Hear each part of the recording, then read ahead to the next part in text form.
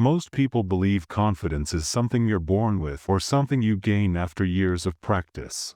But here's the truth: confidence is not complicated. It's much simpler than you think. Common misunderstanding. When people hear confidence, they imagine speaking, never being nervous, or always knowing the answer, but that's not real confidence. Real confidence comes from belonging, not from being the loudest or the smartest, but from sending one simple signal: I'm comfortable here. How to build it? Step by step. 1. Choose something small to own.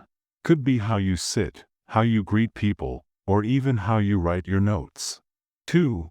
Practice it until it feels natural. Confidence grows from repetition, not magic.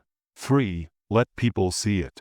When you act calm with one small thing, people assume you're calm overall. Humans notice patterns. If you look steady in one area, your whole presence feels steady. That's how confidence spreads, from a single action to your entire personality. What can we do?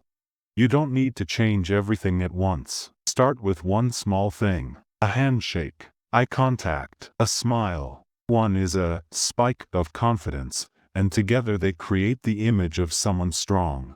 So remember, confidence isn't about being perfect. It's about starting small, owning it, and letting that energy grow. Confidence is simple. Think